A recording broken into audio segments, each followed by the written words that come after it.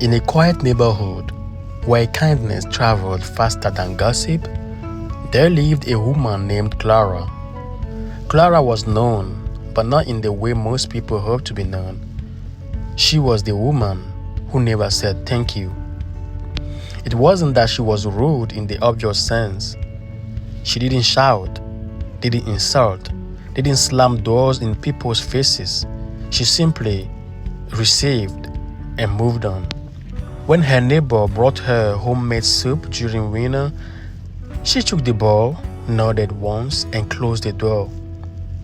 When the delivery man carried her heavy packages up the stairs, she signed the receipt and turned away before he could catch his breath. When a stranger returned her wallet after she dropped it in the street, she checked the contents silently and walked off. No smile, no acknowledgement, no gratitude. At first, people excused it. Maybe she's shy, they said. Maybe she's going through something. But weeks turned into months, and months into years, and slowly, something invisible began to shift.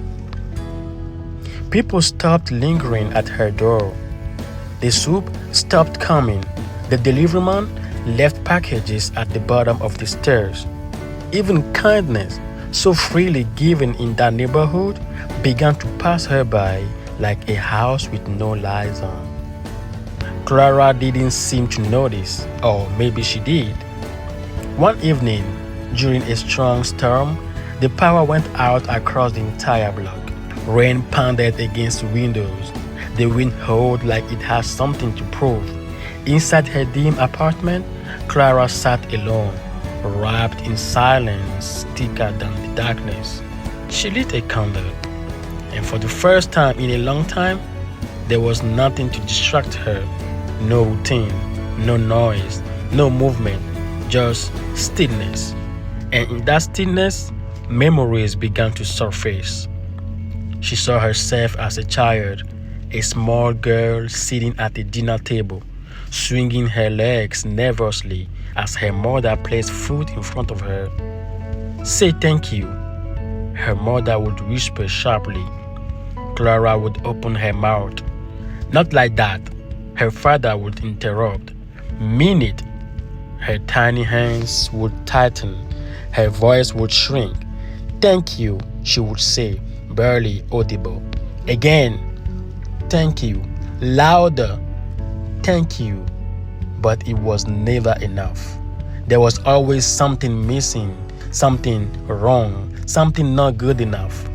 Gratitude to Clara had never felt like warmth. It felt like pressure, like a performance, like a test she could never pass. So somewhere along the way, she stopped trying. The candle flickered as a tear rolled down her cheek. For years, she had convinced herself she didn't owe anyone anything. But sitting there in the dark, she realized something deeper.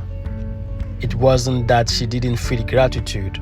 It was that she didn't know how to express it without feeling small. And in protecting herself from that feeling, she had built walls so high that even kindness couldn't reach her anymore. The next morning, the storm had passed. The neighborhood slowly came back to life. Cars starting, doors opening, people greeting each other like survivors of the same quiet battle. Clara stood by her window, watching. For the first time, she noticed something she had ignored for years. People weren't just exchanging words, they were exchanging connection. A smile here, a laugh there, a simple thank you that carried more weight than the words themselves. It wasn't about manners, it was about seeing each other. Later that day, there was a knock on her door. Clara hesitated before opening it. It was the same neighbor who used to bring her soup, Mrs. Alvarez, holding a small bag. "I made too much bread," she said gently. "Thought you might want some." There was a pause, a familiar moment. The old Clara would have taken the bag, nodded, and closed the door. But something inside her resisted that pattern. Her fingers tightened around the edge of the door. Her chest felt heavy, her voice uncertain. "Thank you." The words came out soft, fragile, but real. Mrs. Alvarez blinked, surprised, but then smiled. "Of course," she said. And for the first time, Clara didn't close the door immediately. That night, Clara sat at her table, breaking a piece of bread. It tasted different, not because of the ingredients, but because for the first time, she allowed herself to feel the full weight of what it meant to receive and to acknowledge it. Clara didn't transform overnight. She still hesitated, still stumbled over her words. Sometimes her thank you came out awkward, sometimes too late, but slowly something began to return to her life. The delivery man started carrying her packages upstairs again. Neighbors lingered a little longer at her door, and the silence that once filled her apartment softened. Because gratitude isn't about perfection, it's about presence. It's about saying, "I see what you did, and it mattered." And Clara, the woman who never said thank you, finally understood that those two simple words weren't a burden, they were a bridge. And for the first time in years, she was no longer standing alone. Thank you.